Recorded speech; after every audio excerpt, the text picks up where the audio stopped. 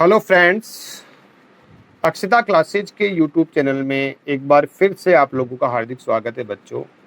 जैसा कि national income चल रहा था हमारे टॉपिक, है ना। सबसे पहला यूनिट चल रहा था मैक्रो इकोनॉमिक्स में नेशनल इनकम, जिसमें हमने बच्चों सबसे पहले हमने इकोनॉमी के बारे में पढ़ा। उसके बाद हमने देखा कि इकोनॉमी के 4 सेक्टर्स होते हैं: हाउस होल्ड, फर्म, गवर्नमेंट और रेस्ट ऑफ द वर्ल्ड। उसके बाद हमने बेसिक एक्टिविटीज़ पढ़ी, है ना। क्या पढ़ी हमने? बेसिक एक्टिविटी, जिसमें हमने क्या देखा? बेसिक एक्टिविटी में हमने देखा सबसे पहला जो काम होता है बेसिक एक्टिविटी होता है कंजप्शन का, उसके बाद होता है प्रोडक्शन का, और उसके बाद इन्वेस्टमेंट। 3 बेसिक एक्टिविटीज़ होती हैं, है ना। वो पहली होती है प्रोडक्शंस, कंजप्शंस एंड इन्वेस्टमेंट। तो यहाँ तक बच्चों हमने देख लिया एक बार। अब हम आगे चलते हैं। आज का जो हमारा टॉपिक रहेगा बच्चों वो रहेगा गुड्स, या इसे हम एक्सपेंडिचर के नाम से भी जानते हैं बच्चों। किस नाम से जानते हैं? एक्सपेंडिचर के नाम से भी जानते हैं। देखो ये इम्पोर्टेंट भी है बेटा, तो मैं यहाँ पर इसको इम्पोर्टेंट लगा देता हूँ, ठीक है ना। चलो सबसे पहले हम बात करते हैं कि गुड्स होते क्या हैं। देखो बच्चों, गुड्स को हम 2 पार्ट में डिवाइड करते हैं। कितने पार्ट में डिवाइड करते हैं? 2 पार्ट में। सबसे पहले सुनिए, सबसे पहले हम गुड्स को 2 पार्ट में डिवाइड कर लेते हैं। यहां हम लिखते हैं, एक होता है कंज्यूमर गुड्स, ठीक है बच्चों, कंज्यूमर गुड्स। चलिए, एक होता है आपका कंज्यूमर गुड्स। नंबर 2 हम लिखते हैं, नंबर 2 होता है बच्चों प्रोड्यूसर गुड्स। अब सबसे पहले आपको ये पता होना चाहिए सर, ये कंज्यूमर गुड्स कौन से होते हैं और प्रोड्यूसर गुड्स कौन से होते हैं। तो बच्चों एक छोटी सी लाइन लिखूंगा, आप मुझे उम्मीद है समझ जाओगे। देखो मैंने लिखा any goods purchased bye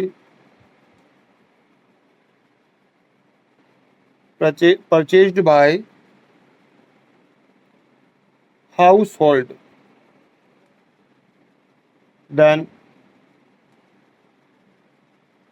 it is known as consumer goods. कौन सा गुड्स हो गया? मतलब वो गुड्स जो हमारे हाउस होल्ड होते हैं, हाउस होल्ड जिस गुड्स को कंज्यूम करते हैं उसे हम कहते हैं कंज्यूमर गुड्स, है ना। हमने देखा था कि जो हाउस होल्ड होते हैं वो क्या करते हैं? गुड्स एंड सर्विस को क्या करते हैं बच्चों? कंज्यूम करते हैं। तो हमारे इकोनॉमी के अंदर जो हाउस होल्ड होते हैं, हाउस होल्ड वो जिस गुड्स को कंज्यूम करते हैं उसे हम कह देते हैं बेटा कंज्यूमर गुड्स। उसे क्या कहते हैं हम? कंज्यूमर गुड्स कहते हैं। क्या कहते हैं बच्चों? कंज्यूमर गुड्स कहते हैं। नेक्स्ट रहेगा हमारा प्रोड्यूसर गुड्स। अब प्रोड्यूसर गुड्स कौन से होते हैं बच्चों? देखिए मैं एक लाइन यहां पर भी लिखता हूं, any goods purchased bye, any goods purchased bye producer, then it is known as, वो गुड्स जो प्रोड्यूसर खरीदते हैं, है ना, उस गुड्स को हम कहते हैं प्रोड्यूसर गुड्स। तो कंज्यूमर गुड्स कौन से होते हैं? जो हाउस होल्ड परचेज करते हैं अपने कंजप्शन के लिए। और प्रोड्यूसर गुड्स कौन से होते हैं? जो प्रोड्यूसर खरीदते हैं अपने प्रोडक्शंस के लिए, है ना। वो कहलाते हैं प्रोड्यूसर गुड्स, है ना बच्चों। यहां मैं लिख देता हूं प्रोड्यूसर गुड्स। अब बच्चों अब ध्यान दीजिए, मेरी बात सुनिए जरा ध्यान से। बेटा जो प्रोड्यूसर गुड्स होते हैं, जो प्रोड्यूसर खरीदते हैं उनको प्रोड्यूसर गुड्स कहते हैं। अब जो प्रोड्यूसर जिस गुड्स को खरीदते हैं उनको हम 2 पार्ट में डिवाइड कर लेते हैं बेटा। कितने पार्ट में डिवाइड करते हैं? 2 पार्ट। सबसे पहला जो होता है वो होता है नॉट फॉर सेल, वो गुड्स जिसे प्रोड्यूसर जो है वापस सेल करने के पर्पज से नहीं खरीदते हैं, वापस बेचने के उद्देश्य से इस गुड्स को नहीं खरीदा जाता है, ठीक है ना। और वो गुड्स जिसे वापस सेल करने के पर्पज से खरीदते हैं, फॉर सेल, ठीक है प्यारे बच्चों, सेल करने के पर्पज से खरीदते हैं और नॉट फॉर सेल के पर्पज से खरीदते हैं। तो फिर से हमने दो पार्ट में डिवाइड कर दिया बच्चों, not for sale and sales.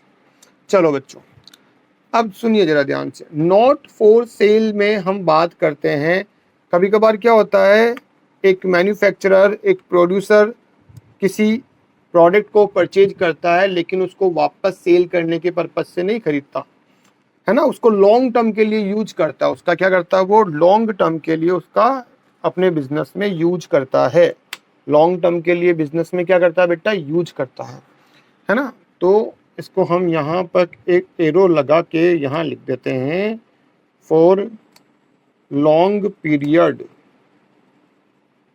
Use, है ना, लॉन्ग पीरियड के लिए उसका यूज किया जाता है। जैसे मैं आपको लिख देता हूँ यहाँ पे, जैसे प्रोडक्शन के लिए आपको पता है क्या चाहिए होती है, प्रोडक्शन के लिए जैसे मशीन चाहिए होती है, तो वो मशीन खरीदता है, तो बेटा मशीन तो वापस बेचने के पर्पज से नहीं खरीदता है ना, वापस सेल के पर्पज से तो नहीं खरीदता है मशीन।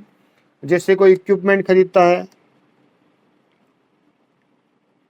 इक्विपमेंट खरीदता है तो इक्विपमेंट वापस रीसेल के पर्पज से तो नहीं खरीदता है।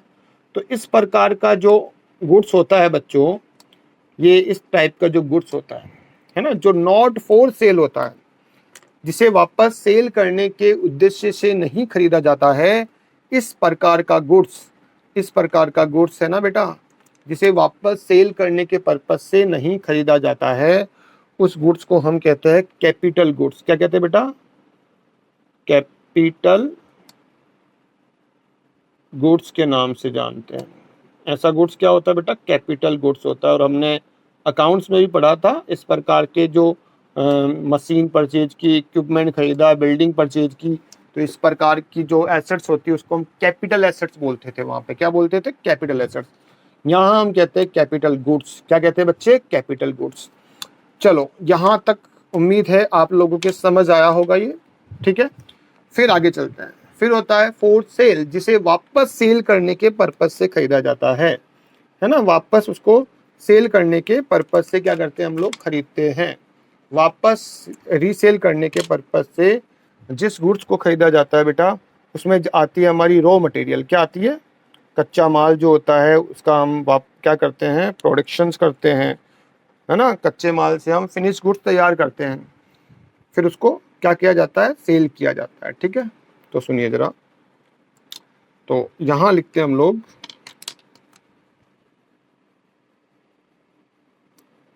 जैसे आपने रॉ मटेरियल परचेज की, क्या की बेटा, रॉ मटेरियल परचेज की।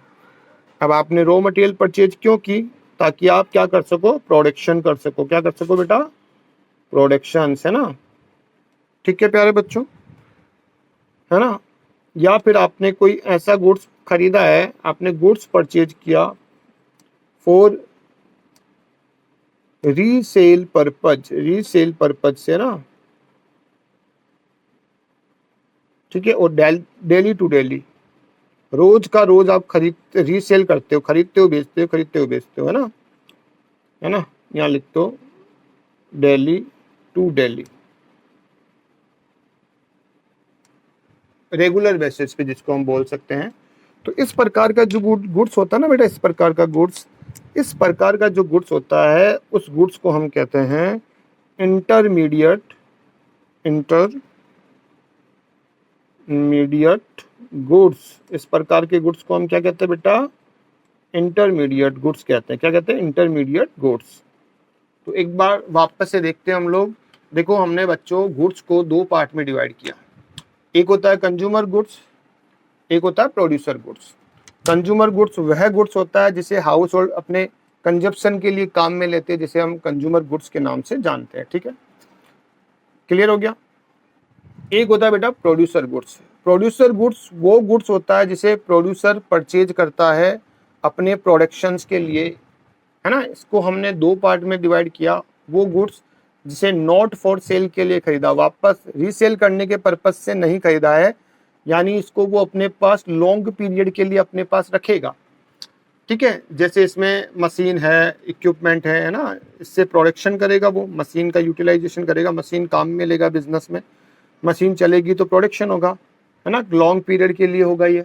इक्विपमेंट लॉन्ग पीरियड के लिए रहेंगे हमारे बिजनेस में, तो इस प्रकार का गुड्स होता है कैपिटल गुड्स। और वह गुड्स जिसे वापस रीसेल पर्पज से खरीदा जाता है, जैसे रॉ मटेरियल, प्रोडक्शन में काम में ली जाती है, रॉ मटेरियल कच्चा माल, है ना, हमने कोई गुड्स खरीदा वापस रीसेल किया उसकी, है ना, डेली टू डेली बेसिस पे, उसे हम कहते हैं इंटरमीडिएट गुड्स। क्या कहते हैं बच्चों? Intermediate goods. तो फिलहाल हमने देखा कि गुड्स को में एक होता है कंज्यूमर गुड्स, और प्रोड्यूसर गुड्स में एक हो जाएगा हमारा कैपिटल गुड्स, दूसरा हो जाएगा इंटरमीडिएट गुड्स। क्लियर बच्चों? चलिए नेक्स्ट आगे चलते हैं। नेक्स्ट है बच्चों कंज्यूमर गुड्स को फिर हम दो पार्ट में डिवाइड करते हैं, जिसमें पहला होता है, कंज्यूमर गुड्स को दो पार्ट में बांटते हैं, ड्यूरेबल गुड्स और नॉन ड्यूरेबल गुड्स। ठीक है, तो बच्चों देखिए ड्यूरेबल गुड्स कौन से होते हैं, तो एक पॉइंट मैं यहाँ लिख देता हूँ, जो नॉन पेरिसेबल होते हैं। नॉन पेरिसेबल मतलब होता है जो लॉन्ग टर्म के लिए आप यूज में लेते हो, काफ़ी समय तक यूज आता है, एक हाउस होल्ड, है ना, लॉन्ग टर्म के लिए जिसको काम में लेता है, जो डेली खराब मतलब डेली टू डेली जिसको हमें परचेजिंग करनी नहीं पड़ती, एक बार खरीद लिया काफ़ी टाइम तक वो यूज होता रहता है ना। नॉन पेरिसेबल होते हैं, जल्दी ख़राब होने वाले नहीं होते हैं। जैसे इसमें हम बात करें तो टीवी हो गया, एसी हो गया, है ना, इस तरह से रेफ्रिजरेटर हो गया, एक्सेट्रा। ये सारे जो होते हैं हमारे, ये होते हैं ड्यूरेबल गुड्स। अब नॉन ड्यूरेबल गुड्स जो क्या होते हैं बेटा, जो होते हैं पेरिशेबल होते हैं। पेरिशेबल का मतलब होता है जो जल्दी खराब होने वाले होते हैं ना। जैसे हम बात करते हैं इसमें मिल्क, जैसे हम बात करते हैं इसमें ब्रेड, एक्सेट्रा, ये जल्दी खराब होने वाले गुड्स होते हैं। तो कंज्यूमर गुड्स को फिर हम कितने पार्ट में बांट देते हैं? दो पार्ट में बांट देते हैं, ड्यूरेबल और नॉन ड्यूरेबल। अब बच्चों सबसे मज़ेदार बात यह है कि हमने देखा कि गुड्स एक कंज्यूमर गुड्स होते हैं, एक कैपिटल गुड्स होते हैं और एक इंटरमीडिएट गुड्स होते हैं। ठीक है ना, हमने क्या देखा बेटा, एक होते हैं कंज्यूमर गुड्स होते हैं बेटा, चलो ठीक है। एक हमने देखा बेटा, एक होते हैं हमारे कैपिटल गुड्स। कौन से होते हैं? कैपिटल गुड्स होते हैं। एक होते हैं कंज्यूमर गुड्स, एक होते हैं कैपिटल गुड्स। सबसे मजे की बात यह है बेटा, जो कंज्यूमर गुड्स होते हैं बेटा, क्या होते हैं? Consumer goods. और जो हमारे कैपिटल गुड्स होते हैं, इन दोनों गुड्स को हम नाम देते हैं फाइनल गुड्स। क्या नाम देते हैं? Final goods. ये हमारे फाइनल गुड्स में आते हैं। इनको क्या कहते हैं? इनको कहते हैं फाइनल गुड्स कहते हैं। क्या कहते हैं बेटा? Final goods. Consumer goods and capital goods को हम क्या कहते हैं? फाइनल गुड्स कहते हैं। और सबसे मज़ेदार बात यह है कि जब हम हमारे देश की नेशनल इनकम कैलकुलेट करते हैं, तो नेशनल इनकम में फाइनल गुड्स को शामिल किया जाता है। किसको शामिल किया जाता है? फाइनल गुड्स को। कहने का मतलब यह है कि कंज्यूमर गुड्स और कैपिटल गुड्स जो है वो नेशनल इनकम कैलकुलेट करने में शामिल होते हैं। सीधी सी बात है। मतलब consumer goods and capital goods दोनों क्या होते हैं? फाइनल गुड्स कहलाते हैं। और फाइनल गुड्स को हमारे देश की नेशनल इनकम कैलकुलेट करने में शामिल किया जाता है। तो यहाँ पर एक लाइन लिखते हैं, इंक्लूडेड इन नेशनल इनकम। ये नेशनल इनकम में क्या होता है बेटा? शामिल होता है।